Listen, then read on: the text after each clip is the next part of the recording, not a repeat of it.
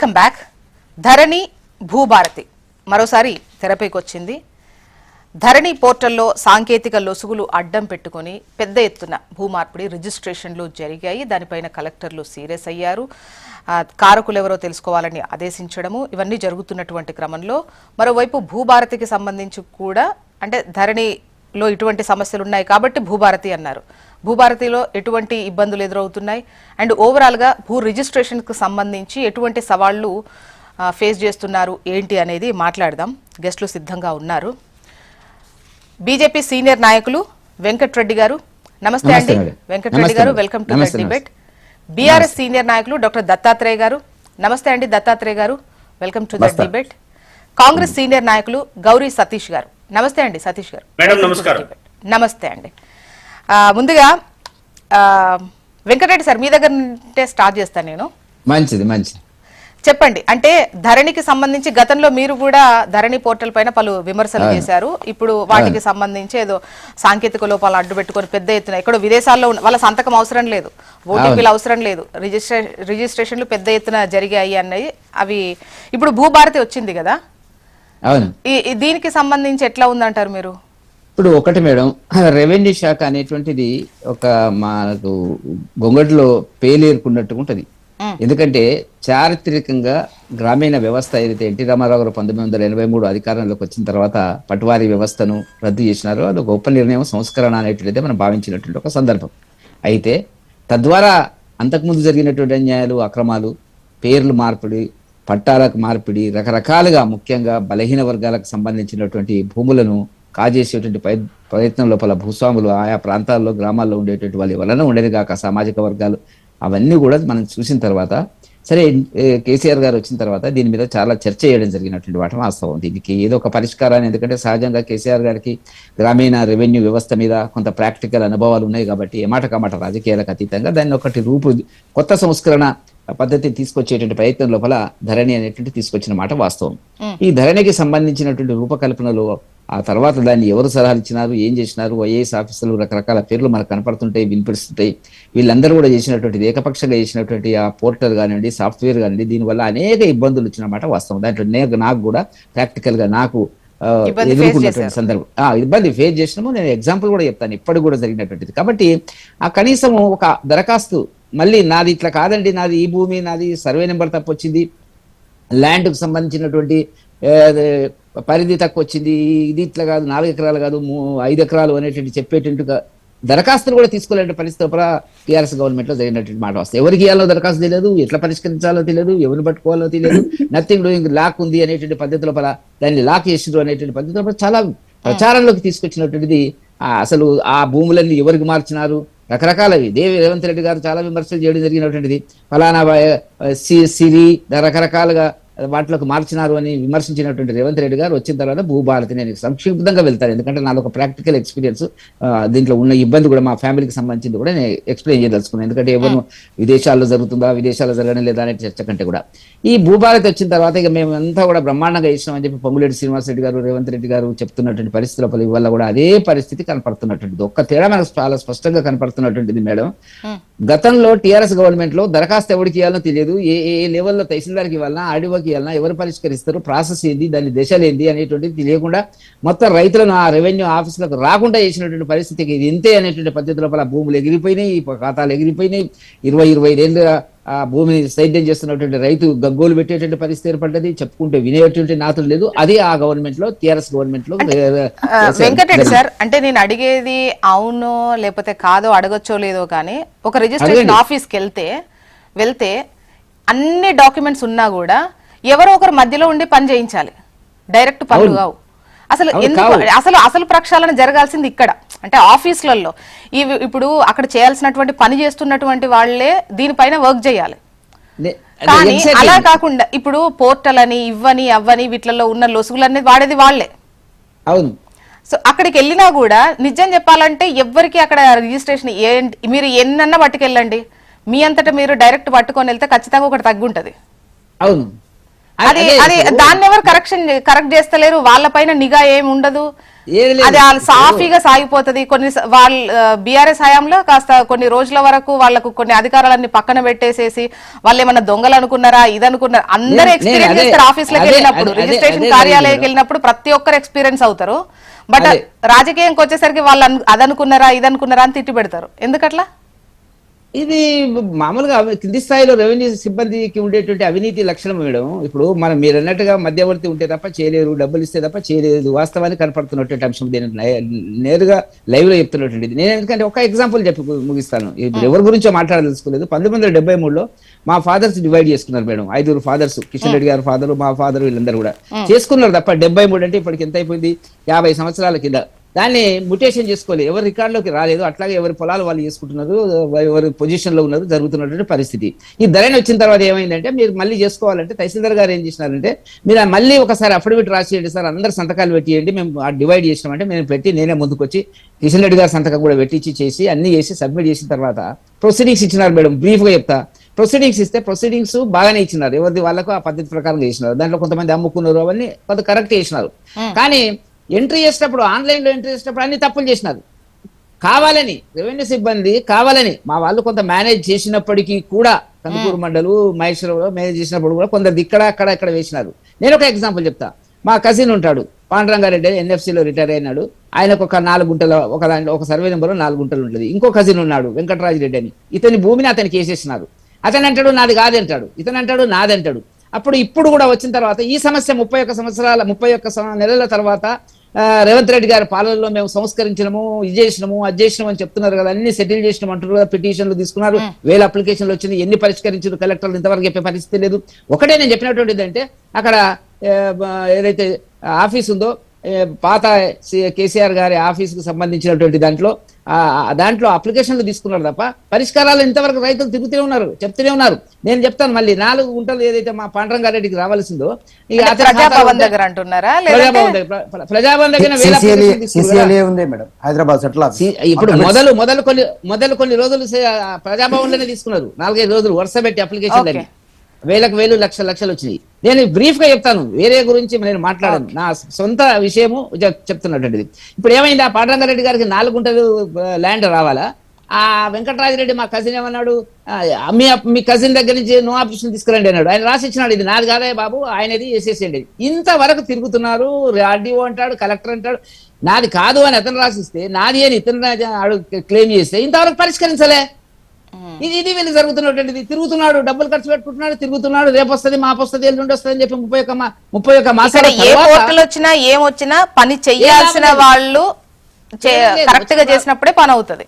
అదే కదా జరిగింది. ఇప్పుడు దీని వల్ల ఏమైతుంది, వాళ్ళకి అనవసరమైనటువంటి ఇబ్బందులు క్రియేట్ చేయడం. మీ ల్యాండ్ ఫలానా 4 గుంటలు నాది కాదు బాబు అని రాసిచ్చిన తర్వాత వాళ్ళు అంటారు ఇది ఆర్డీఓకి వెళ్ళాలి, కలెక్టర్కి వెళ్ళాలి. ఇది జరుగుతున్నట్టు. దీనికి పరిష్కారం కావాలన్నా ఏం చేసినారు రేవంత్ రెడ్డి గారు అని మేము సూటిగా వెంకటరెడ్డి సార్, మళ్ళీ మీ వాయిస్ తీసుకుంటా. దత్తాత్రేయ గారు ఒపీనియన్ తీసుకున్న తర్వాత దత్తాత్రేయ గారు చెప్పండి. మేడం, ఇప్పుడు ధరణి పోర్టల్ మేడం గుడ్ మార్నింగ్. చెప్పండి. రాష్ట్రం తెలంగాణ రాష్ట్రంలో అత్యంత ప్రతిష్టాత్మకంగా మేము ప్రారంభించినటువంటిది ముఖ్యంగా రైతులకు ప్రధానంగా పట్టా ఉంటే పాస్బుక్ ఉండదు, పాస్బుక్ ఉంటే పట్టా ఉండదు, ఒకవేళ భూమి కబ్జాలో ఉండి భూమి సాగు చేసుకుంటే పేపర్లు ఏమి ఉండవు. ఇట్లాంటి సమస్యలన్నీ 1 సంవత్సరం నుంచి ఉన్నాయి కావు, 60 సంవత్సరాల నుంచి ఈ సమస్యలన్నీ పెండింగ్ లో ఉన్నాయి. వీటిని పరిష్కరించడానికి ఏదో ఒక మార్గం చూపించాలా. మనం వచ్చిన తర్వాత కూడా ఇది ఫారెస్ట్ ల్యాండా, ప్రభుత్వ ల్యాండా, లేకపోతే వ్యవసాయదారుడికి సంబంధించినటువంటి వాస్తవ ల్యాండ్ అయినా వారసత్వంగా వచ్చిందా, లేకపోతే కొనుక్కుంటే వచ్చిందా, ఎట్లా వచ్చింది, ఇవన్నిటికీ ఒక పరిష్కార మార్గం చూపించాలనేటువంటి ఒక దూరదృష్టితోటి ముందు చూపుతుంది కేసీఆర్ గారు. ప్రధానంగా ఒక 7 అంశాలు. భూముల రిజిస్ట్రేషన్ చాలా సులువుగా జరగాల, మ్యూటేషన్ కొన్నిసార్లు పేర్లు మార్పులు, అన్నదమ్ముల పంపకాలు జరుగుతాయి. ఇంతకుముందు వెంకరెడ్డి గారు చెప్పినట్టుగా అన్నదమ్ముల పంపకాలు జరిగితే వాళ్ళ తండ్రి పేరు నుంచి కొడుకుల నుంచి మిగతా 4 అన్నదమ్ములకు ఎట్లా పంపకాలు జరగాల, మ్యూటేషన్. పట్టాదారు పాస్బుక్ పుస్తకాలను వాళ్ళకు పంపిణీ చేయాలా, పహానీలలో భూ రికార్డులలో పేర్లను పూర్తి స్థాయిలో సమీక్ష చేసి ఎవరికి అని ఉంటే వాళ్ళకు ఇవ్వాలా. తర్వాత మార్కెట్ విలువ ఆధారంగా భూములకు విలువను జోడించాలా. నిషేధిత భూముల జాబితా నుంచి కొన్ని పరిశీలనించి వాటిని తొలగించాలా. స్లాబ్ బుకింగ్, ఇప్పుడు మనము నేను స్వయంగా ఇవాళ ఈ వంటి మామిడి దగ్గర ఒక ఎకరంన్నర ల్యాండ్ కొనుక్కుంటే వారం రోజుల్లో ఒకప్పుడు నెల రోజుల్లో ఎంఆర్ఓల చుట్టూ లేకపోతే కొనుగోలుదారుడు ఎవరైతే నాకు అమ్ముతున్నాడో వాళ్ళ చుట్టూ వీని చుట్టూ తిరిగి మధ్యలో బ్రోకర్లను పెట్టి వాళ్ళకు పేపర్లు అప్పచెప్పి వాళ్ళు తీసుకుపోయి అక్కడ ఎంఆర్ఓ ఆఫీసులో మాట్లాడి సార్ పలానా డేట్ నా రండి అని చెప్పేది. కేవలం ఆన్లైన్ లో 15 నిమిషాలు నేను స్లాబ్ బుక్ చేసుకుంటే 3 రోజుల్లో నాకు స్లాబ్ బుక్ అయింది. డైరెక్ట్ గా నేను వెళ్ళేసి ఆ కొనుగోలు ఎవరైతే అమ్ముతున్నారో ఆయన దగ్గరికి డైరెక్ట్ గా తీసుకొని రిజిస్ట్రేషన్ చేసుకోవడం జరిగింది. నాకు 3 days లో ఆన్లైన్ లో ఇమీడియట్ గా నాకు చూపించింది. 3 days లో నా చేతికి పట్టా వచ్చింది. అంటే నేను అనేది ఏంటంటే మేడం, కొనుగోలు అయినా అమ్మకం అయినా కొనుగోలుదారుడికి నమ్మకం కలగాల, అమ్మకందారుడికి నమ్మకం కలగాల. మధ్యవర్తిత్వం అనేటువంటిది ఉండడం వల్ల భూములు పూర్తి స్థాయిలో మార్పిడి జరగకుండానే, చేతులకు పేపర్లు రాకుండానే తర్వాత ఇంకొకరికి అమ్ముకునేటువంటి వ్యవహారం జరుగుతుంది. ఇట్లాంటి సమస్యలన్నిటికీ పరిష్కారం చూపాలని మేము ఒక ముందు చూపుతో తీసుకున్నాం. ఏదైనా ఒకటి మనం రెజల్యూషనరీ లేకపోతే రెవల్యూషనరీ యాక్టివిటీ చేసినప్పుడు 100% ఏది కూడా ఉండదు. మేము చెప్తా ఉన్నాం, ధరణిలో ఒక 10% సమస్యలు ఉండే, వాటిని మేము పరిష్కరించాల్సి ఉండే. ఇంతకుముందు వెంకరెడ్డి గారు చెప్పినట్టుగా దరఖాస్తులు తీసుకున్న వాటికి పరిష్కార మార్గాలు చూపడానికి కూడా మేము కొంతమంది అధికారులను నియమించడం జరిగింది. అయితే ఇక్కడ వచ్చిన సమస్య ఏంటంటే, అధికారుల చేతి వాటం తగ్గింది కదా, అధికారులకు అవినీతి సొమ్ము అందడం తగ్గింది కదా. అధికారులు ఏం చేశారంటే, కొంతమంది ప్రభుత్వం మీద చెడ్డ పేరు రావడం కోసం కొన్ని మార్పిడిలు చేయడము, లేకపోతే ఒకరి పేరు మీద ఇంకొకరి పేరు మీదకి ఎక్కియడము, లేకపోతే పరిష్కరించాల్సిన సమస్య చిన్నది అయినా కూడా CCLA పోయి కంప్లైంట్ ఇవ్వండి అని. మేము కేవలం RDO స్థాయి అధికారికి మాత్రమే లాక్ ఇచ్చినాం.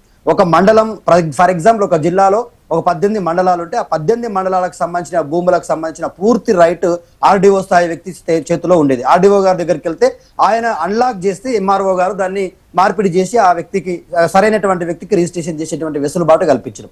పోనీ వాళ్ళ కాంగ్రెస్ పార్టీ వచ్చింది మేడం, దాదాపుగా 2.5 సంవత్సరాలు అవుతా ఉంది, 3వ సంవత్సరంలోకి పోతా ఉన్నారు.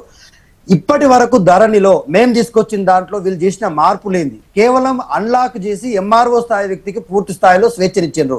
అంటే దళారీ వ్యవస్థని మళ్ళా తీసుకొచ్చి మండల ఆఫీసులలో, రిజిస్ట్రేషన్ ఆఫీసులలో పెంచి పోషిస్తా ఉన్నారు. 3వ వ్యక్తి లేకుండా డైరెక్ట్ గా ప్రభుత్వం నుంచి కొనుగోలుదారుడికి, కొనుగోలుదారు నుంచి అమ్మకందారునికి మధ్య జరగాల్సిన వ్యవహారాన్ని 4వ వ్యక్తిని ఎంట్రీ చేసి అవినీతికి వాళ్ళ ఆస్కారం చూపించిర్రు. ఇది ముమ్మాటికి నిజం. కాంగ్రెస్ పార్టీ అంటేనే మధ్యవర్తిత్వం అంటేనే అవినీతి. ఇక ఈ అవినీతిని పెంచి పోషించడం కోసం ఈ దళారీ ఇప్పుడు ధరణికి సంబంధించే గతంలోనే ఇప్పుడు డొంక గదులుతోంది అన్నటువంటివి వస్తున్నాయి. కలెక్టర్లు సీరియస్ అయ్యారు. అంటే వాళ్ళకి సంబంధించినటువంటి వ్యక్తి అవసరం లేదు, ఓటీపీ అవసరం లేదు, వాళ్ళ ఫోటో అవసరం లేదు, రిజిస్ట్రేషన్ జరిగింది అనేది కదా ఇప్పుడున్న ప్రస్తుతం. గతంలో దాని గురించి మాట్లాడుతున్నాం మనం. మేడం జోష్నా గారు, చెప్పండి. నేనేమంటున్నా, you are a senior most journalist. ఇక్కడ వెంకరెడ్డి గారు కూడా నాకు తెలిసి ఆయన ఒక అధ్యాపకుడిగా రిటైర్ అయ్యాడు. సతీష్ అన్న కూడా ఎడ్యుకేషనల్ ఇన్స్టిట్యూషన్స్ ఉన్నాయి. ఈ నో వెరీ వెల్. నేనేమంటున్నా అంటే, మనము ఒక వ్యక్తి దగ్గరికి వెళ్ళి ఇంకో వ్యక్తికి పేపర్ ట్రాన్స్ఫర్ అవుతున్నప్పుడు ఒక అగ్రిమెంట్ చేసుకుంటేనే మనం ఒక 100 రూపాయల బాండ్ పేపర్ మీద మధ్యవర్తులని, షూరిటీ పెట్టేటోళ్ళని, అమ్మేటోని, కొనేటోని దగ్గరుండి సంతకాలు పెట్టించుకుంటాము. ప్రభుత్వము అధికారికంగా ఒకరి నుంచి ఇంకొకరికి ట్రాన్స్ఫర్ చేస్తున్నప్పుడు ఆ వ్యక్తి ప్రమేయం లేకుండా, ఆ వ్యక్తి సంతకాలు లేకుండా, ఫర్ ఎగ్జాంపుల్ అమెరికాలో ఉన్నా కూడా ఆన్లైన్ వీడియో కాన్ఫరెన్స్ ద్వారా మాట్లాడి సిగ్నేచర్స్ ని టాలీ చేసిన తర్వాతనే రిజిస్ట్రేషన్స్ జరిగినాయి తప్ప, ఇవాళ ఇంకో వ్యక్తికి వెంకరెడ్డి గారి భూమిని నాకు, నా భూమిని సతీష్ అన్న గారికి ఇట్లా. దత్తాత్రేయ గారు, ఇక్కడ ధరణిలో ఉన్నటువంటి సాంకేతిక సమస్యల కన్నా కూడా ఆ టైంలో పని చేసిన వాళ్ళదే ఇక్కడ. యాక్చువల్ గా ఆ వ్యక్తి వేలిముద్ర లేకపోయినా, ఓటీపీ లేకపోయినా, సిచ్యువేషన్ బైపాస్ చేసి మరి రిజిస్ట్రేషన్ చేస్తున్నారంటే ఇక్కడ ధరణిలో వచ్చిన టెక్నికల్ ఇష్యూ గురించి మాట్లాడట్లేదు. అప్పుడు పనిచేసిన వ్యక్తుల గురించి మాట్లాడుతున్నాం. వాళ్ళపైన సీరియస్ అవుతున్నారు. ఇప్పుడు మేము రెవెన్యూ డిపార్ట్మెంట్ లో ఉన్న ఇట్లాంటి లోపాలన్నిటి పరిష్కరించడానికి గ్రాస్ రూట్ లెవెల్లో ఎవరి ద్వారా ఇవన్నీ జరుగుతా ఉన్నాయి, మధ్యవర్తులను తీసుకొచ్చి ఎవరు పెంచి పోషిస్తున్నారు, లేకపోతే అధికారులకు ఎవరు చేతివాటాన్ని అందిస్తా ఉన్నారు, అవినీతికి పాల్పడుతున్నది ఎవరు అని అంటే VRO స్థాయి వ్యక్తులు అని చెప్పేసి తేలిన తర్వాత ఆ వ్యవస్థనే పూర్తిగా రద్దు చేసిన సందర్భాన్ని మనం చూసినాం. మేము ఎక్కడ కూడా అవినీతికి తావు లేకుండా, రైతులకు గాని ప్రజలకు గాని ఇబ్బందులు లేకుండా ధరణి అనేటువంటిది ఒక పారదర్శకమైనటువంటి వ్యవస్థగా పనిచేసింది. తక్షణం మ్యూటేషన్ జరిగి మధ్యవర్తుల పాత్ర తగ్గింది, రైతులకు సులభతరమైంది రిజిస్ట్రేషన్, భూ కబ్జాలు తగ్గినాయి. భూభారతి అవసరం లేదని మేము ఎన్నోసార్లు చెప్పినాం. భూభారతి పేరు మారింది తప్ప అందులో ఉన్నటువంటి 37 అంశాలు యాజ్ ఇట్ ఈస్ గా ఇప్పటికి కూడా మీరు భూభారతి పోర్టల్ ఓపెన్ చేసి వికీపీడియాని మీరు డౌన్లోడ్ చేసుకుని ముందర పెట్టుకుంటే క్లియర్ క్లిస్టల్ గా మేము ధరణిలో ఏ అంశాలు పెట్టినామో వాళ్ళు అవే అంశాలు పెట్టారు తప్ప ఏమీ లేదు. ఇప్పుడు ఏం చేశారు, ఒక దళారీ వ్యవస్థ. కాకపోతే కంప్లైంట్ ఏదైనా వస్తే ఎక్కడ ఇవ్వాలి ఏంటి అన్నట్టు వివరాలు కొంచెం క్లియర్ గా ఉన్నట్టున్నాయి ఇక్కడ. ఇప్పుడు ఒకటే మేడం, కంప్లైంట్ వస్తే ప్రతి ఒక్కరు కోర్టు దాకా పోలేరు కదా అండి, పెద్ద స్థాయి దాకా ప్రతి ఒక్కరు పోలేరు కదా. ఇప్పుడు అది యాక్సెస్ ఈజీ చేసినట్టున్నారు. ఇంకా అది పూర్తి స్థాయిలో అమలు కాలేదు. ఇన్ఫర్మేషన్ మేడం ఈజీ చేసారు కానీ పని అయితే లేదు. పని అయితే లేదా, అది నేను అదే చెప్తా ఉన్నాను. వెంకటరెడ్డి గారు చెప్పినట్టుగా ఈజీ చేసిరు కానీ పని అయితే లేదు. చేతివాటాల కోసం ఇంకా నిరీక్షణలు జరుగుతూనే ఉన్నాయి. మధ్యవర్తిత్వాన్ని పెంచి పోషిస్తుంది కాంగ్రెస్ పార్టీ. ఓకే, సతీష్ గారు. మేడం గారు, సతీష్ గారు చెప్పాలి. అంటే ఇప్పుడు ధరణికి సంబంధించి పెద్ద ఎత్తున విమర్శలు చేశారు. డెఫినెట్ గా భూ సమస్యలు అనేవి అవి ఎడతెగని ఎపిసోడ్స్ లాంటివి. ప్రతి ఒక్కరు కూడా అంటే భూమికి సంబంధించిన ఇష్యూలో ఉన్నటువంటి వాళ్ళు ఆల్మోస్ట్ వాళ్ళు ఒక్కసారైనా రిజిస్ట్రేషన్ ఆఫీస్ కార్యాలయంలో ఇవే అంటే ఆఫీసులలో ఎక్స్పీరియన్స్ అయ్యేటివే. అవి పోవడం కోసమే. అంటే డెఫినెట్గా ధరణి వచ్చినప్పుడు కొన్ని లోపాలు ఉన్నాయి. టెక్నికల్గా ఆ అంశాలకు సంబంధించి ఒక్కొక్కటి కరెక్ట్ చేసుకుంటూ వచ్చినారు. ఆ తర్వాత అంటే ఇక్కడ పనిచేసే వాళ్ళకి సంబంధించే ప్రశ్నలు, ఈవెన్ ధరణి పోయి భూభారతి వచ్చింది, ఈవెన్ చాలా వరకు సమస్యలు కూడా యాస్టీజ్గా అట్లనే ఉన్నాయి. అవేం పోతున్నట్టు ఏమో అనిపించట్లేదు. అంటే అంత ఈజీగా క్లియర్ అవుతున్నట్టు అనిపించట్లేదు. ముందుగా ప్యానెల్లో ఉన్నటువంటి వెంకటరెడ్డి గారికి, మిత్రులు మన బీఆర్ఎస్ నాయకులు మిత్రులకు, మీకు అందరికీ నమస్కారం తెలియజేస్తూ, తెలంగాణ రాష్ట్రంలో 9.5 సంవత్సరాలు అధికారంలో ఉన్నటువంటి టీఆర్ఎస్ బీఆర్ఎస్ పార్టీ ఈ తెలంగాణ రాష్ట్రంలో ఉన్నటువంటి రైతుల యొక్క ఆస్తి కానీ, మధ్యతరగతి వారి ఆస్తి కానీ, ఎవరైతే భూమి అనేది వారి ఆస్తిగా ఒక సింబాలిక్గా ఉంచుకుంటారు అనేది మనందరికి కూడా బాగా తెలుసు. అలాంటి దాన్ని లక్షల ఎకరాలను నిషేధ జాబితాలో పెట్టి వారిని ఆఫీస్ చుట్టూ తిప్పి ఎటు తెలియకుండా నచ్చిన వాళ్ళకి ఆయా భూములను కేటాయిస్తూ మనం ప్రత్యక్షంగా చూసినట్టయితే సిరిసిల్లలో ప్రభుత్వ భూమిని ఎంతమంది ప్రైవేటు వ్యక్తులకు దాన్ని దారదత్తం చేశారో అక్కడ ఉన్నటువంటి కలెక్టర్ గారు ఎన్ని వేల ఎకరాలను స్వాధీనం చేసుకుందో ప్రభుత్వం ఒక్కసారి మనం గుర్తు చేసుకోవాల్సిన సందర్భం. దాంతోపాటుగా ధరణి అనేది రైతుల పాలిట శాపంగా మారింది కాబట్టి వారికి ఉన్నటువంటి అవకాశాల దృష్ట్యా వారు ఏదైతే ఇందాక చెప్పినట్టుగా సక్సెషన్ విషయంలో కానీ, దాంతోపాటు మిస్సింగ్ నెంబర్లు కానీ, దాంతోపాటు విస్తీర్ణంలో ఉన్నటువంటి సమస్యలు కానీ, టైటిల్ విషయంలో కానీ 4 అంశాలు ప్రాథమికంగా దాని భూమిపైన హక్కును దాంతోపాటు అనుభవదారును ఉంటుంది అనేది మనందరికి కూడా తెలుసు.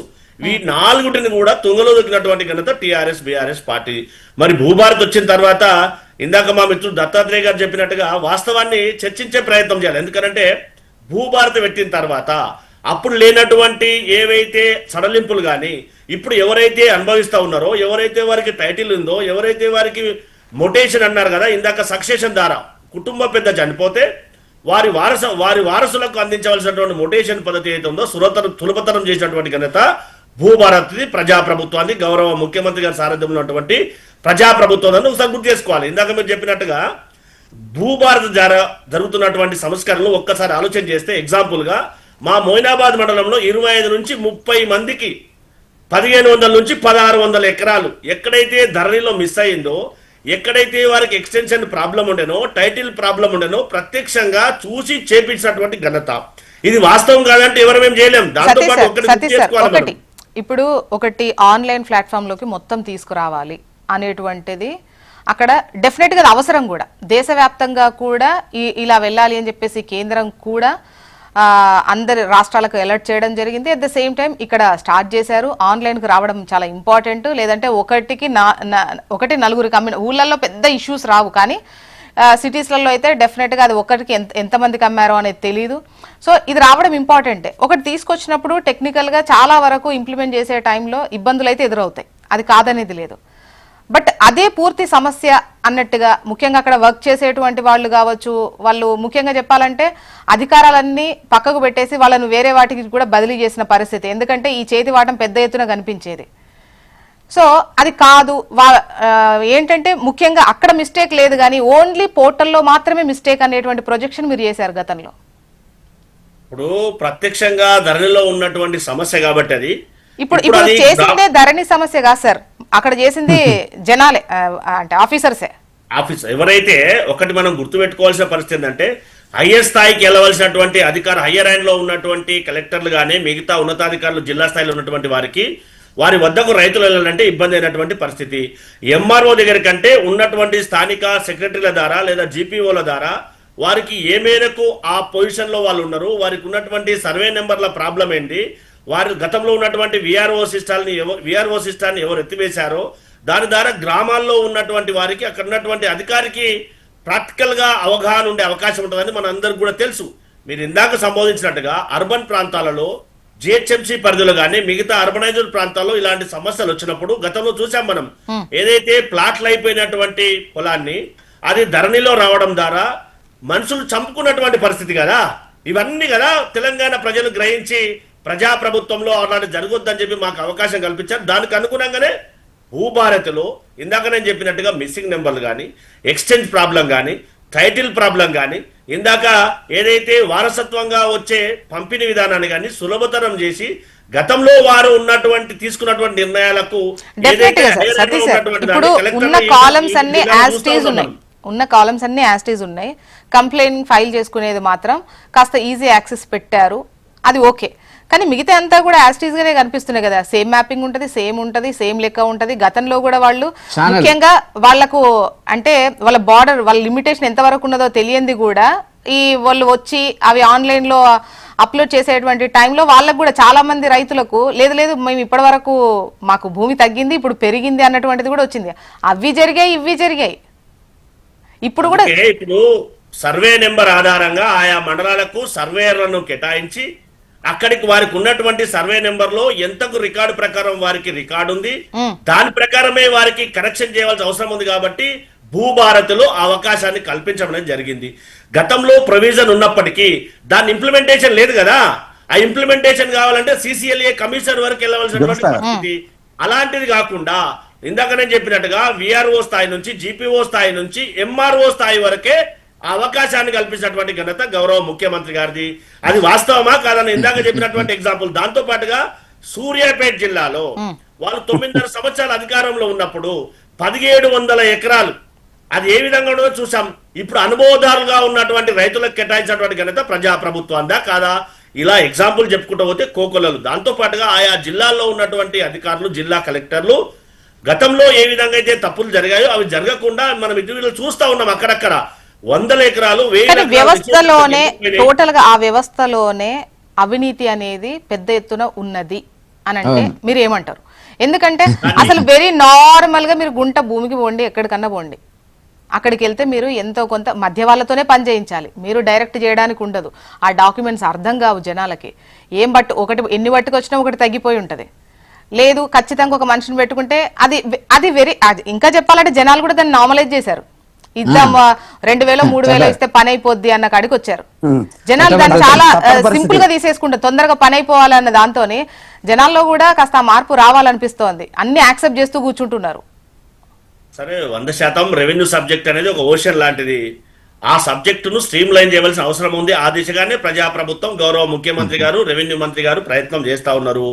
ఎక్కడైతే ఎలాంటి పొరపాటు జరుగుతున్నాయో వాటిని కూడా చక్కదిద్దవలసిన అవసరం ఉంది. ఆ దిశగానే ప్రజాప్రభుత్వం ప్రయత్నం చేస్తుంది. అందుకనే మండల స్థాయిలోనే అవకాశాన్ని కల్పించి వారికి ఉన్నటువంటి హక్కును వారికి కల్పించాలనేదే ప్రజాప్రభుత్వం ప్రయత్నం ఆ దిశగా కొనసాగిస్తా ఉంది. ఒక కాలర్ ఉన్నారు సార్, మాట్లాడదాం. పరిస్థితి కదా. భాస్కర్ యాదవ్ గారు, వీరు పెద్దపల్లి నుంచి కాల్ చేస్తున్నారు. గుడ్ మార్నింగ్ అండి భాస్కర్ గారు. Good morning madam. Good morning sir, చెప్పండి. మరియు చర్చలో పాల్గొన్న వారికి ధన్యవాదాలు. చెప్పండి. వాస్తవంగా ధరణి లోపాలున్నాయి. ఆ లోపాలను సరిదిద్ది చిన్న సన్నకారు రైతులకు మేలు చేయాలి అనే ఆలోచనతోటి మరి భూభారతి తీసుకొచ్చినాక భూభారతి కూడా లోపాలతోటి చాలా ఇబ్బందులు పడుతున్నారు. వాస్తవంగా ఈ సంస్కరణలన్నీ భూస్వాములకు యథావిధిగా వెనుకట తాతలు ముత్తాతల కాలం లోపటున్న వారికి పట్టాలు చేసి మళ్ళా అట్టడుగు వర్గాలకు అన్యాయం చేసే విధంగా ఈ చట్టాలు ఉన్నాయి. దీని ద్వారా చాలా మంది నష్టపోతుండ్రు. ఇక్కడ ఆశ్చర్యకరమైన విషయం ఏంటంటే మునుపు భూమికి కిస్తు కట్టినప్పుడు ఎవరైతే కిస్తు కట్టిందో వారికి ఒక శాశ్వతమైన రసీదు లాగా ఉండేది. ఆ రసీదు ఉన్న వాళ్ళకు పట్టాలు ఇవ్వకుండా ఈ ధరణి వచ్చినాక మళ్ళా ఎవరైతే భూస్వాములు ఉన్నారో వాళ్ళ పేరు మీదకి మార్చడము, అది ఈ భూ సంస్కరణలో కూడా పెద్ద లోపము. దాని తర్వాత ఇప్పుడు ఈ భూభారత్ వచ్చినాక కూడా మళ్ళీ ఈ భూములన్నీ వాళ్ళ పేరు మీదనే చేసి మళ్ళా షాట్ల తౌడు తుక్కలు దిగబెట్టినట్టు భూ సమస్యలు ఇంకా ఉధృతంగా అవుతున్నాయి. దీని ద్వారా గ్రామాలలో కొట్టుకొని చనిపోతున్నారు. దీనికి ఒకటే శాశ్వత పరిష్కారం, ఎవరికైతే భూములు ఓనర్ గా ఉన్నారో వాళ్ళ వారసత్వం కావచ్చు, వాళ్ళ అమ్మిన వాళ్ళు కావచ్చు, దాని డాటా ఎంట్రీ ప్రకారం చేసినట్టయితే సమస్యలు ఉండవు. ఇప్పుడు మా ఉమ్మడి కుటుంబం నాకు ఒక 40 ఎకరాలు ఉన్నది. మా భూమిని మా ప్రమేయం లేకుండానే వేరే వారికి రిజిస్ట్రేషన్ చేసిన సందర్భాలు ఉన్నాయి. మరి మా తాత మా తల్లి చనిపోయింది, మేము బతుకున్నప్పుడు మా ద్వారా కనీసానికి మరి మీ భూమి మీ నాన్న అమ్మిండా, అమ్మితే మీరు సంతకాలు పెట్టాలని కూడా తెలుసుకోకుండా ఇది కలెక్టర్ ఆర్డీఓలు కలిసి వారికి పట్టాలు చేసిన సందర్భాలు ఉన్నాయి. ఎన్నో లోపాలు ఉన్నాయి. వీటికి శాశ్వత మార్గం ఒక్కటే, భూమి మీద ఎవరున్నారు దానికి టైటిల్ ఆ కాలం నుంచి ఎవరు కట్టిండ్రు. ఇప్పుడు టైటిల్ మాపైపోయినాక తాతల తండ్రులకు మళ్ళా పట్టాలు చేయవలసిన అవసరం లేదు.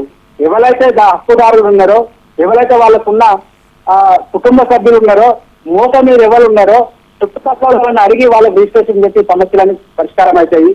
దీన్ని ఇట్లా కాకుండా మళ్ళీ అన్నదమ్ముల కొట్లాటలు పెట్టి మళ్ళా పట్టకుంటలతో కొట్లాటలు పెట్టి ఈ సమస్యను రెట్టింపు చేస్తుండ్రు.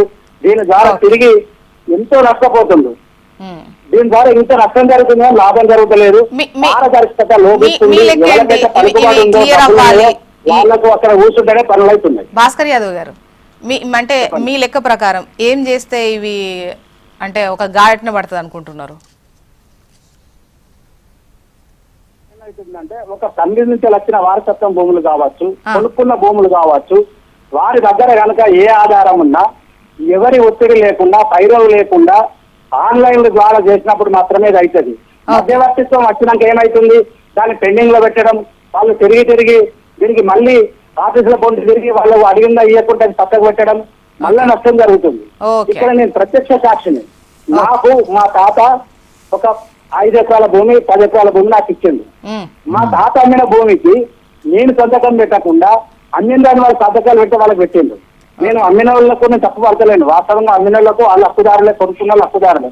కానీ మా సంతకం లేకుండా మా భూములు మాకు పట్ట చేయకుండా వాళ్ళకు పట్ట చేయడం అనేది నాకు అభ్యంతరకరం అనిపిస్తుంది. రెండవ విషయము, వాళ్ళకి చేసినప్పుడు మా భూమి మాకు కూడా పట్ట చేస్తే ఇష్యూ ఉన్నది కదా. ఇప్పుడు మళ్ళీ మీకు కోర్టుల చుట్టూ లేకుండా ఎంఆర్ఓ చుట్టూ లేకుండా ఆర్డీఓ చుట్టూ తిరిగి చాలా ఇబ్బంది పడుతుంది. Okay, thank you Bhaskar Yadav గారు. చెప్పండి దత్తాత్రేయ గారు ఏదో అంటున్నారు. చాలా క్లారిటీగా మనకు భాస్కర్ యాదవ్ గారి ఫోన్ కాల్ తో ఏమర్థమైందంటే మేడం, ఇప్పుడు వాళ్ళ తాతలు అగ్గకు పావుచేరు లాగా, అంటే అప్పుడున్న పరిస్థితుల్లో భూమి అమ్ముకుంటేనే నా బిడ్డ పెళ్లి చేయగలుగుతున్నావు, లేకపోతే నా భూమి అమ్ముకుంటేనే ఇంకో ఇల్లు కట్టుకోగలుగుతున్నావు అనే సందర్భంలో తాతలు తక్కువ రేటుకు అమ్ముకొని ఉండొచ్చు. కొన్ని సందర్భాలలో భూమిని తనాఖా పెట్టొచ్చు. మేము మీ దగ్గర డబ్బులు తీసుకుంటున్నాం సార్, ఇక పేపర్లు మీ దగ్గర పెడుతున్నామని కబ్జాలో వీలు ఉండొచ్చు. వాళ్ళు భూమి తనాఖా కబ్జా పెట్టుకున్న వాళ్ళు ఆఫీసర్లను పట్టుకొని ఆ పేపర్లు మార్పించుకొని చేసుకునే సందర్భాలు కూడా ఉండొచ్చు. అయితే తెలంగాణ రాష్ట్రంలో దేశంలో ఎక్కడా లేని విధంగా మేడం 22 రకాల భూములు ఉన్నాయి తెలంగాణ రాష్ట్రంలో. కేసీఆర్ గారు ఈ సమస్యకు పరిష్కార మార్గం వెతకాలనే పెద్ద ఎత్తున అధికారంలోకి వచ్చిన తొలినాలలో 2016లో ఒక సర్వే నిర్వహించారు. ఫారెస్ట్ భూములు పూర్తి స్థాయిలో మనకు వాటి అద్దులు తెలవాలా. తెలంగాణ రాష్ట్రంలో కేసీఆర్ గారు ముఖ్యమంత్రి అయిన తర్వాతనే పొడు భూములకు 4 లక్షల మంది గిరిజనులకు ఆదివాసీలకు మేము పట్టాలు ఇచ్చినాం. మేము 4 లక్షల ఎకరాల భూమిని, ప్రభుత్వ భూమిని, ఫారెస్ట్ భూమిని ఇంకా వాళ్ళకి పట్టాలు ఇచ్చేసి శాశ్వత పట్టాదారులుగా మార్చారు. పట్టా భూములు ఉన్నాయి, మనకు ప్రభుత్వ భూములు ఉన్నాయి, అసైన్డ్ భూములు ఉన్నాయి. వాళ్ళ కాంగ్రెస్ పార్టీ మేము ఏమన్నది అధికారంలోకి వస్తే ముఖ్యంగా ఎస్సీ ఎస్టీ బీసీలకు భూమి లేని పేదలు ఊర్లలో సేవా కులాలు ఉంటాయి, చాకలి మంగలి కమ్మరి కుమ్మరి లాంటి కులాలకు, అంటే అగ్రవర్ణాలకు రెడ్లకు రావులకు విలుమలకు వీళ్ళకు 1000 ఎకరాలు ఉండొచ్చు. కానీ భూమి లేని కుటుంబాలకు గతంలో కొంతమంది భూములు పంచారు. అది కాంగ్రెస్ ప్రభుత్వమే కావచ్చు, ఆ తర్వాత వచ్చిన ప్రభుత్వాలు కావచ్చు. ఆ భూములకు మేము పట్టాలు ఇస్తామని చెప్పింది కాంగ్రెస్ పార్టీ. మేము పొడి భూములకు పట్టాలు ఇస్తామన్నా మేము ఇచ్చి ప్రభుత్వాన్ని వాళ్ళ యొక్క మన్నన పొందినాం, పట్టాలు పంచినాం. కానీ వాళ్ళ అసైన్ భూముల విషయంలో ఇప్పటి వరకు వాళ్ళు తొంగి చూస్తలేరు. ఇక ఇనాం భూములు ఉన్నాయి మేడం, అగ్రహార భూములు ఉన్నాయి. భూదాన భూముల విషయంలో మన ఖమ్మం జిల్లాలో ఏం జరిగిందో వెలుగుమట్లో మనం చూసినాం. భూదాన భూములు పాపం వాళ్ళు ఇల్లులు కట్టుకొని జీవితకాల ఒక ఇల్లు కట్టుకోవడం వాళ్ళు గుంజుకున్న పరిస్థితి మనం చూసినాం. రేవంత్ రెడ్డి గారు ముఖ్యమంత్రి అయిన తర్వాత వక్ భూముల మీద పడ్డాడు, దేవాదాయ భూముల మీద పడ్డాడు, అటవీ భూముల మీద పడ్డాడు, పూరంబోకు భూముల మీద పడ్డాడు. సీలింగ్ అనేటువంటి భూముల సమస్యలు పరిష్కరించడం ఇప్పుడు దత్తాత్రేయ గారు ఈ portal at the same time పనిచేసిన అధికారులు వీళ్ళదే ఇష్యూ. ఇక్కడ మామూలుగా వాటి టాపిక్ వచ్చినప్పుడు డెఫినెట్ గా వాటి గురించి ఏమంటున్నా జోష్నా గారు, మీకు ఇక్కడ ఒక మూలం తెలవాలా. నేనేమన్నా ముఖ్యమంత్రి రేవంత్ రెడ్డి గారు ముఖ్యమంత్రి అయిన నుంచి from the beginning of the chief minister ఆయన భూమి కేంద్రంగా రాజకీయం చేస్తా ఉన్నాడు తప్ప ఇంకా వేరేది ఏం చేస్తలేడు అని చెప్తా ఉన్నా. మీరు హైడ్రా విషయంలో ఏం చేస్తున్నాడు? భూములే కదా, అది ప్రభుత్వ భూముల్ని తిరిగి స్వాధీనం చేసుకోవడమే అయినా, లేకపోతే ఎవరైనా పెద్ద ఎత్తున 1000 ఎకరాల కబ్జాలు డోళ్ళని తీసుకొని కుసుండబెట్టి సెటిల్మెంట్ చేసుకోవడమైనా, మూసి పరివాహక ప్రాంతంలో ఉన్న పేదవాళ్ళ ఇల్లు కూల్చడమైనా, అక్కడ ఉన్నటువంటి లఘుచర్లలో ఫార్మా కంపెనీ భూములు లాక్కోవడమైనా, మొన్నటికి మొన్న హైదరాబాద్ యూనివర్సిటీ భూములైనా, వెలుగుమట్ల భూములైనా, ఏదైనా కూడా భూమి కేంద్రంగా రాజకీయం చేస్తా ఉన్నారు తప్ప భూ సమస్యల పరిష్కారానికి మార్గం చూపిస్తలేరు. నేనేమంటున్నా, భూభారతి అనేటువంటిది శాశ్వత పరిష్కారం చూపడానికి అది వేదిక కాదు. నేను ఇంకోటి చెప్తా ఉన్నా మేడం, అది ఇప్పుడు ధరణి స్టార్ట్ చేసినప్పుడే ఆన్లైన్ ఎంట్రీస్ లో చాలా అవకతవకలు జరిగాయి అని అంటున్నారండి. మేడం నేనేమంటున్నా, ప్రత్యేకమైనటువంటి రైడ్స్ నిర్వహించి ఆఫీసర్లే ప్రతి గ్రామానికి వెళ్ళాలి. ఇది ఒక 5 సంవత్సరాలు కొనసాగుతుందా 10 సంవత్సరాలు కొనసాగుతుందా తెలియదు, కానీ పూర్తి స్థాయిలో భూ సమస్యల పరిష్కారం కావాలంటే ఇప్పుడు ఎట్లాగైతే ప్రభుత్వం మరి ప్రజాప్రభుత్వం 90 రోజులు వాళ్ళు వారోత్సవాలు నిర్వహించుకున్నారు, 99 రోజులు, అట్లాగే రెవెన్యూ శాఖ ఒక్కటి మాత్రమే ప్రతి గ్రామంలో గ్రామ సభలు నిర్వహించి సమస్యల పరిష్కారానికి గ్రామం వేదికనే జరగాల. ఇవాళ నేను ఊర్లో ఉన్ననోడు అమెరికాలో ఉన్నోడు వచ్చి ఈ భూమి నాదని కేసులు వేస్తే వానికి పట్టాలు చేయడం ఇట్లా కాదు. గ్రామంలో కూర్చొని నీ హద్దు ఎవరిది, నీ హద్దు ఎవరిది, నీ ప్రాబ్లం ఏముంది, నీకు తాతల తరం నుంచి వచ్చిందా, నువ్వు కబ్జాలో ఉన్నావా, లేకపోతే నువ్వు కొనుక్కున్నావా, వారసత్వంగా వచ్చిందా, లేకపోతే ఇనాం రూపంలో వచ్చిందా, అసైన్డ్ భూమి, లేకపోతే దేవాదాయ శాఖ భూమిని ఇట్లా లీజుకు తీసుకున్నావా, ఏంటి అసలు సమస్యలన్నింటినీ కూడా గ్రామంలో కూర్చొని బొడ్రాయి కాడ కూర్చొని పరిష్కరించాలా తప్ప ఎక్కడో ఎంఆర్ఓ ఆఫీసులో ఎక్కడో ఆర్డీఓ ఆఫీసులో కూర్చొని ఆ గ్రామం యొక్క గీటురాళ్ళు అద్దురాళ్ళు మేము నిర్వహిస్తామంటే అది సమస్య పరిష్కారం కాదు. అది ధరణి వచ్చినా భూభారతి వచ్చినా, భూభారతి వల్ల ఏం చేసింది మేడం, లబ్ధిదారులకు న్యాయం చేయాల్సి. దత్తాత్రేయ గారు మళ్ళీ తీసుకుంటా. వెంకటరెడ్డి గారు చెప్పండి మేడం. భూమి ఒకరి పేరు నుంచి ఇంకో పేరుకు యాజమాన్య హక్కులు మారేటప్పుడు ఇప్పుడు వారసత్వంగా వచ్చినవి కూడా, అంటే ఇంకా అక్కడ ఎటువంటి వివాదం లేకపోయినా తండ్రి పోతే బిడ్డల పేరు మీద మార్చేటి వాటికి కూడా, సింపుల్ గా జరిగే వాటికి కూడా చాలా ఇబ్బందులు. భూమి అంటేనే ఒక పంచాయతీ వ్యవహారం దాకా తీసుకొస్తున్నారు. ఊళ్ళో పంచాయతీ పెట్టుకొని అక్కడ దాకా వెళ్తారు. అక్కడికి వెళ్ళిన తర్వాత వీళ్ళ పేర్ల పైన మార్చడానికి కూడా అక్కడో పెద్ద పంచాయతీ 3-4 సార్లు తిరగాల్సి వస్తుంది. చాలా సింపుల్ గా అయ్యే పని. వాళ్ళ భూమి, ఎటువంటి వివాదాలు లేవు. ఇవి చాలా వరకు చాలా మంది ఫేస్ చేస్తున్నటువంటి ప్రాబ్లమ్స్. మరి ఎందుకంటే ఇంత క్లియర్ గా ఊళ్ళో తెలుస్తుంది. ఇంత ముందు బొడ్రాయి దగ్గర పంచాయతీ పెట్టుకొని కూడా లెక్క సరి చూసుకోవచ్చు అంటారు. బట్ ఇంత సరి చూసుకున్నా కూడా ఆఫీస్కి వెళ్ళిన తర్వాత మళ్ళీ అదే పరిస్థితి. వాస్తవం మేడం. ఇప్పుడు వాస్తవానికి రెవెన్యూ ఆఫీసులో అంటే అధికారులకు ఎంత ధైర్యం అని, రెవెన్యూ ఆఫీసులో ఉండేటువంటి అవినీతి అనేటువంటిది చాలా పెద్ద ఎత్తున పెరిగిపోయినటువంటి మాట వాస్తవం. సహజంగా రెవెన్యూ, పోలీసు, ఎక్సైజు అవినీతి కేంద్రాలు, విభాగాలు అనేటువంటిది ప్రజల్లో ఉన్నటువంటి చర్చ మనం కాదనలేము. అయితే ఇక్కడ జరిగింది ఏంటంటే, నేను అదే ఎగ్జాంపుల్ చెప్పిన కదా, దీనికి ఇప్పుడు భాస్కర్ యాదవ్ గారు తన కథ చెప్పినాడు, మా స్టోరీ చెప్పినాము. ఇద్దరు కజిన్ల మధ్యన ఈ భూమి నాది కాదు నేను రాసిచ్చిన అని ఇప్పుడు ఏమంటారంటే, తహసీల్దార్ గారు నేను మాట్లాడితే ఒక సందర్భం లోపల, రెడ్డి గారు ఇదంతా ఇట్లా కాదు, ఇదంతా ప్రాసెస్ అవుతుంది, మీ ఆ కజిన్ చెప్పమనండి, ఈ కజిన్ చెప్పండి, ఆయన అమ్మినట్టు ఈయన కొన్నట్టుగా చేసుకోండి అంటాడు. అంటే ఇది వచ్చే వాటి కొనుక్కుంటే ఈజీ అయిపోతుంది కదా అంటాడు, సజెషన్ చేస్తాడు. మీరు ఫైల్ మూవ్ అవుతుంది. ఇది ఇప్పుడు అంటున్నారు ఏమని, తహసీల్దార్ వరకు ఇచ్చినారు అధికారాలు, లేదు ఇప్పటికీ ఆ ఫైల్ ఆర్డీఓ దగ్గర ఉంది. ఆర్డీఓ దగ్గర తిరుగుతున్నాడు మావాడు. ఏది రంగారెడ్డి జిల్లాకు సంబంధించినటువంటి కందుకూరు మండలకు సంబంధించినటువంటి ఆర్డీఓ. దీనికి ఏం అవసరం అండి? ఇప్పుడు ఒక పేరు మీద 4 గుంటలు ఉన్నది అతని పేరు మీద, వెంకటరాజరెడ్డి గారి పేరు మీద, నాది కాదు ఆయనది అని చెప్తే కూడా మీకేం అభ్యంతరం? అది మా వారసత్వంగా వచ్చినటువంటిది కదా. మీరు ప్రొసీడింగ్స్ లో ఒకటి ఇస్తారు, ఆన్లైన్ లో ఒకటి చూపిస్తారు. ఇది కావాలని చేసేటువంటి కుట్ర. మళ్ళీ తిరగాల వాడు, సాఫీగా పోదు. ప్రొసీడింగ్స్ వరకు నేనే దగ్గర ఉండి చేయించిన తర్వాత ఏం చేసినారు, మళ్ళీ ఆన్లైన్ ఇంకొకటి చూపిస్తారు. ఇప్పుడు వచ్చిన సమస్య ఏంటంటే, ఇది సెటిల్ కావాలంటే ఇక ఇప్పటికి 31 మాసాలు అయింది. రేవంత్ రెడ్డి గారు చాలా విషయాలు చెప్పినారు కదా. కాబట్టి ఆ ప్రభుత్వం ఈ ప్రభుత్వం రైతుల పక్షాన్ని చేసినట్టు ఉంది. నేను ఇంతకుముందు చెప్పినట్టుగా వాళ్ళు అసలు ఎమర్జెన్సీ ప్రకటించిన రెవెన్యూ డిపార్ట్మెంట్ కేసీఆర్ జమానాలో వాడు రావద్దు ఎవరు చేయొద్దు అనేటువంటిది. మేము అసలు కలెక్టర్లు చాలా సందర్భాల్లో అన్నారు, నాతో ఆర్డీఓలు అన్నారు, మేమేం చేయాలండి, వీ కాంట్ హెల్ప్ ఎనీథింగ్, ఇది అంత లాక్ అయింది అనేది. ఇతను వచ్చిన తర్వాత లాక్ తీసినాడు, ఏం జరుగుతుందో తెలియదు. మరి ఎందుకు గత ప్రభుత్వంలో జరిగినటువంటి లొసుగులు బదలాయి? వెంకటరెడ్డి సార్, గతంలో కలెక్టర్స్ కు పవర్స్ ఉన్నాయి కదా, లేవా? కలెక్టర్స్ ఉన్నాయి కదా, ఉన్నాయి. ఆ ఫైల్ మూవ్ అయ్యి చేసి కలెక్టర్ కు సామాన్యుడు కలిసే పరిస్థితి, వారానికి ఒకసారి ఆ మీటింగు, ఇదంతా తతంగా మేము ఇప్పటిదాకా ఎందుకుంటాయి మేడం ఈ సమస్యలు? ఇప్పుడు కూడా అదే పద్ధతి నడుస్తుంది. నేను అంటున్నది ఏంటంటే, భూ ప్రక్షాళనకు సంబంధించినటువంటిది రేవంత్ రెడ్డి గారి పాలన వచ్చిన తర్వాత ఇవి పరిష్కరించడం అని చెప్పమనండి. ఎన్ని లక్షల అప్లికేషన్లు వచ్చినాయో, ఎన్ని పరిష్కరించిండో చెప్పాలి కదా. ఆ పేపర్లలో వస్తున్నాయి. నా మిత్రుడు ఒక ఆయన సురేందర్ రెడ్డి గారు ఉన్నారు, పేరు తీసుకుంటున్నాను నేను. ఆయన అనేక వ్యాసాలు రాసింది ఈ మధ్యన. ఆయన ఆర్మీ రిటైర్డ్ ఆఫీసరు, నా దగ్గర మిత్రుడు, పత్రికల్లో రాస్తున్నాడు ఇవని. దానికి ఎక్కడండి ఒక వ్యక్తి, బయట ఉన్న వ్యక్తి ఇవి సమస్యలను రాసుకుంటూ వస్తున్నాడు, వాటిని పట్టించుకున్న పాపాన పోలేదు. దురదృష్టవశాత్తు అంటే రేవంత్ రెడ్డి గారు కూడా వ్యవసాయ కుటుంబంలో పెరిగినప్పుడు కూడా ఈ రియల్ ఎస్టేట్ లో పెరిగినాడు. ఆయన వచ్చిన ప్రాబ్లం వల్లది. ఆయనకు అన్ని తెలుసు అనేటువంటిది మనం అనుకుంటాం. కాబట్టి దీని గురించి ఆయనకు ఉండేటువంటిది ఏంది, ఏ భూములు తీసుకోవాలా, అన్ని ఎట్లా లాక్కోవాలా అనే పద్ధతిలో నడుస్తున్నది. అక్కడ అక్కడ ఓ రకంగా లాక్కున్నారు, ఇక్కడ ఓ రకంగా లాక్కుంటున్నారు. అక్కడ ఎమర్జెన్సీలో లాక్కున్నారు, ఇక్కడ ప్రజాస్వామ్య పద్ధతిలో లాక్కుంటున్నారు. కాబట్టి ఈ భూములకు సంబంధించి ప్రభుత్వము ప్రక్షాళన గ్రామాల లోపల దరఖాస్తులు పెట్టారు, మేము కూడా వెళ్ళి పెట్టాము, దానికి ఎంతవరకు రెస్పాన్స్ లేదు. ఓ రసీదు ఇచ్చినారు, వదిలేసినారు.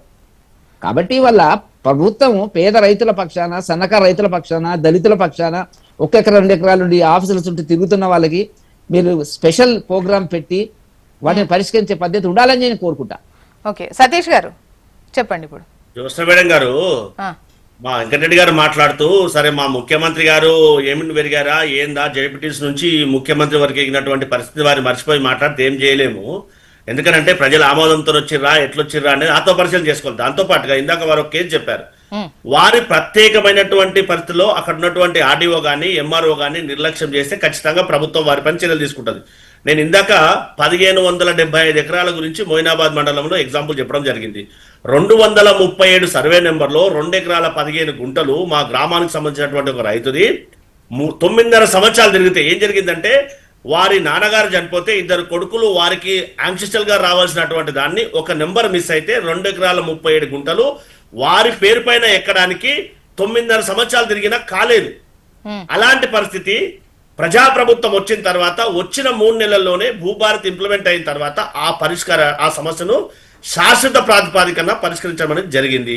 ఇది వాస్తవమా కాదు ఒక్కసారి గుర్తుపెట్టుకోవాలి. ఒకవేళ ఎంఆర్ఓ స్థాయిలో నేను చెప్పినటువంటి 4 అంశాలు ఏవైతే మొటేషన్ యాన్సెస్ట్రల్ ప్రాపర్టీ గానీ, లేదంటే మిస్సింగ్ నెంబర్స్ గానీ, ఎక్స్టెన్షన్ ప్రాబ్లం గానీ, ఇందాక మాట్లాడినట్టుగా 99 సతీష్ గారు, గతంలో ధరణికి సంబంధించి ఈ తప్పుడు రిజిస్ట్రేషన్లు జరిగాయి, ఇంకా రకరకాలుగా అంటే భూ యజమానులు చాలా ఇబ్బందులు పడ్డారు అన్నటువంటిది ఏదైతే ఉందో, మీరు వచ్చిన తర్వాత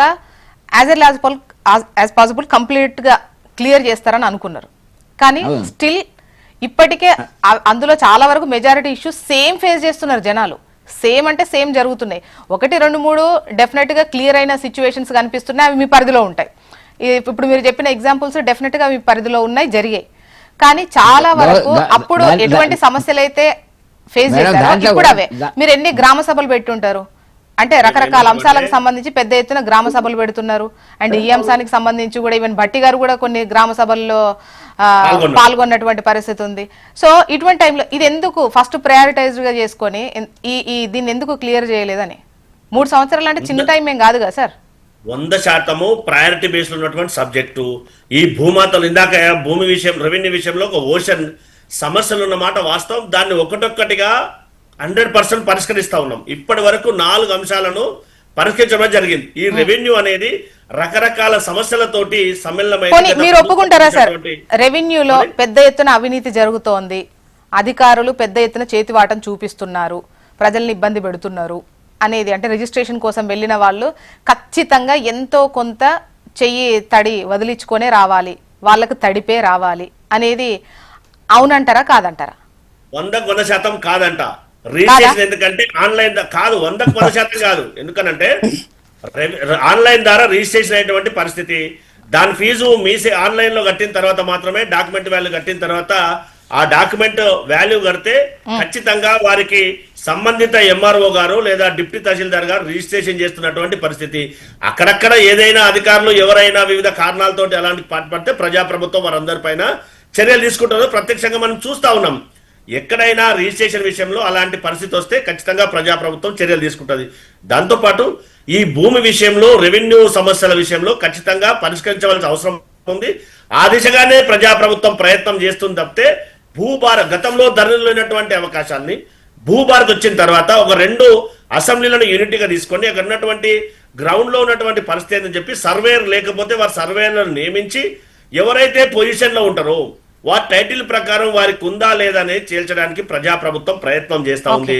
త్వరితగతిన సమస్యను చూడండి, ఎందుకంటే ధరణిలో ఉన్నటువంటి ఇష్యూసే భూభారతిలో కూడా ఫేస్ చేస్తున్నారు అనేది ఇప్పటి వరకు ఉన్నటువంటి సమాచారం. మీరు దాన్ని ఎంత తొందరగా క్లియర్ చేస్తే, ఎంత తొందరగా పరిష్కరిస్తే అంత ఈజీ యాక్సెస్ జనాలకు ఉంటుంది, వాళ్లకు ఏ ఇబ్బంది లేదు. అందుకోసమే కదా ఇప్పుడు మీరు అధికారంలోకి వచ్చింది కూడా పెద్ద ఎత్తున ధరణి పైన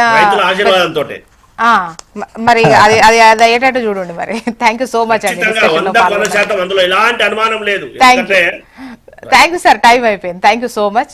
గౌరీ సతీష్ గారు, డాక్టర్ దత్తాత్రేయ గారు, వెంకటరెడ్డి గారు, థ్యాంక్ యూ అండి.